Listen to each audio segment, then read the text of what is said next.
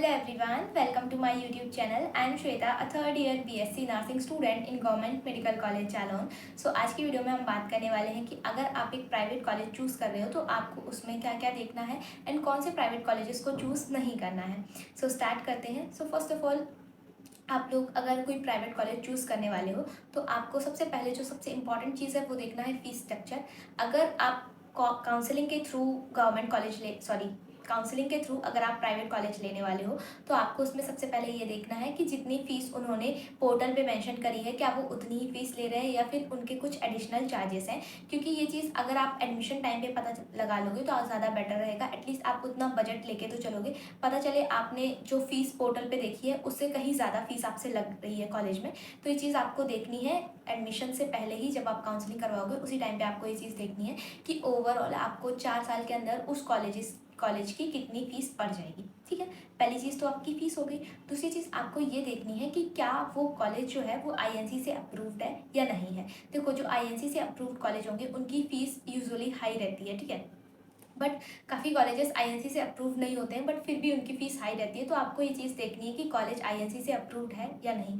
दूसरी चीज़ सबसे इंपॉर्टेंट, काफ़ी सारे कॉलेजेस के पास आईएनसी का अप्रूवल फॉर एग्जांपल केवल 60 सीट्स का है बट वो एडमिशन लेते हैं 100 सीट्स पे. उसके बाद बोलते हैं कि हमारा कॉलेज आईएनसी से अप्रूव्ड है. तो आपको ये वाली चीज़ भी पता लगानी है कि वहाँ पर कितनी सीट्स के लिए आईएनसी का अप्रूवल मिला है और कॉलेज कितनी सीट्स पे एडमिशन ले रहा है. क्योंकि काफ़ी बार बच्चों के साथ फ्रॉड हो जाता है कि वो एडमिशन ले लेते हैं आईएनसी अप्रूव्ड कॉलेज सोच के, उसके बाद जब उन्हें पता चलता है उनकी डिग्री हाथ में आती है कि वो तो आईएनसी से अप्रूव्ड था ही नहीं, जिन सीट्स पे उन्होंने एडमिशन लिया था वो आईएनसी से अप्रूव थी ही नहीं. तो ये चीज़ आपको पहले से क्लियर कर लेनी है कॉलेज के बात करके या जैसे करके भी आप पता लगा पाओ कि वो आईएनसी से अप्रूव्ड है या नहीं, और अगर आईएनसी का अप्रूवल है तो कितनी सीट्स के लिए है. ठीक है, ये चीज़ आपको देखनी है. एंड उसके बाद आपको देखना है वहाँ पे जो अकेडमिक है वो कैसा है, मतलब जो क्लासेस वो लोग मतलब ले रहे हैं वहाँ पे पढ़ाई वगैरह कैसी होती है. क्योंकि एट द एंड आपको देखना तो पढ़ाई और आपका क्लिनिकल ही है. तो आपको ये भी चीज़ देखनी है कि वहाँ पे पढ़ाई वगैरह कैसी होती है. अगर हो सके तो आप वहाँ के स्टूडेंट से बात करो, कॉलेज में खुद जाके विजिट करो. क्योंकि ये चीज़ आप जब कॉलेज में जाओगे तो आपको ये भी पता चल जाएगा कि वहाँ का कैंपस कैसा है, वहाँ पर पढ़ाई कैसी होती है. और अगर आप कॉलेज जाओगे तो आपको बहुत सारे स्टूडेंट्स मिल जाएंगे जिनसे आप बात करके ये चीज़ पता लगा सकते हो कि कॉलेज कितनी फैसिलिटीज़ दे रहा है और कितनी बता रहा है. ये चीज़ आपको बहुत ही क्लियरली पता चल जाएगी अगर आप कॉलेज में विजिट करोगे तो.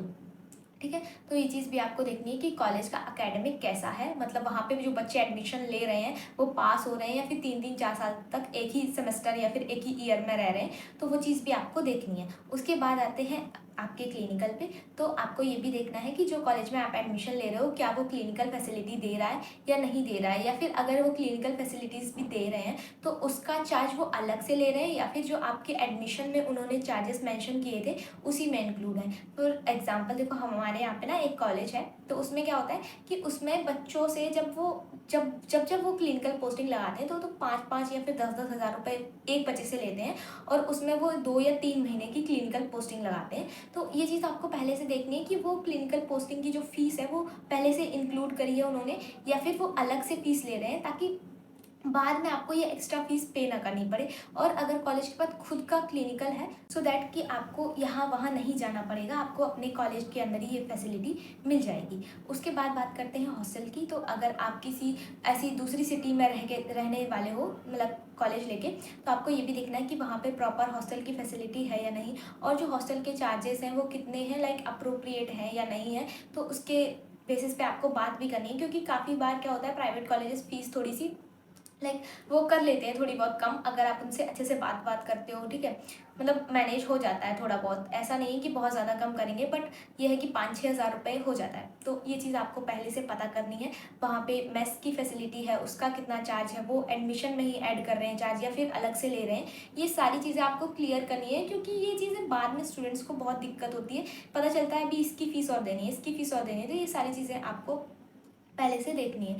ठीक है, उसके अलावा आपको क्या देखना है किसी कॉलेज में, एग्ज़ाम्स जो है वो आपके कहाँ पे कंडक्ट हो रहे हैं. फॉर एग्जांपल जिस कॉलेज में आप एडमिशन ले रहे हो क्या एग्ज़ाम्स आपको उसी कॉलेज में देने हैं या फिर किसी दूसरे कॉलेज में जाके देने या फिर किसी दूसरे स्टेट में जाके देने हैं.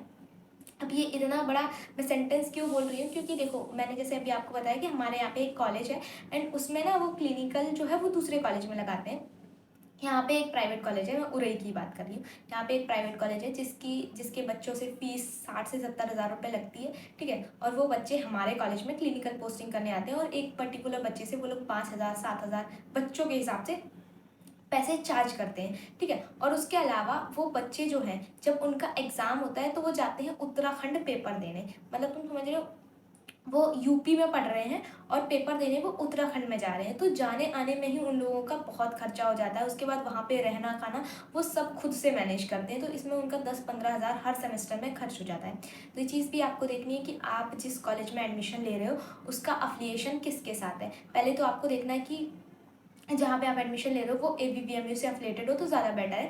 बट अगर वो किसी दूसरी यूनिवर्सिटी से भी अफिलिएटेड है तो वो आपका यूपी में ही हो। अगर आप यूपी में पढ़ रहे हो तो आपको इधर से उधर ना जाना पड़े। अगर एक सिटी से दूसरी सिटी जाना पड़ता है तब भी दिक्कत होती है, और यहाँ पे तो वो बच्चों को एक स्टेट से दूसरे स्टेट में भेज रहे हैं पेपर देने के लिए। तो ये चीज़ आपको पहले से देखनी है ताकि बाद में आपको ये सारी चीज़ें ना फेस करनी पड़े और इतनी प्रॉब्लम ना हो, ठीक है।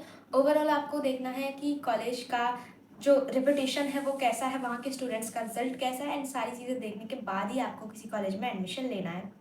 सो आई होप आपका प्राइवेट कॉलेज से रिलेटेड अभी कोई डाउट नहीं बचा होगा। अगर बचा है तब आप कमेंट बॉक्स में पूछ सकते हो। एंड देखो, प्राइवेट कॉलेज का रिकमेंडेशन मैं नहीं दे सकती क्योंकि प्राइवेट कॉलेज के बारे में ज़्यादा पता नहीं है। एंड देखो, जो बच्चे एडमिशन लेंगे तो मैं सजेस्ट करूँगी कि आप लोग अपने आसपास के कॉलेज देख लो, या फिर अगर आप जैसे लखनऊ के कॉलेज में एडमिशन लेना चाहते हो तो आप वो चीज़ देख सकते हो।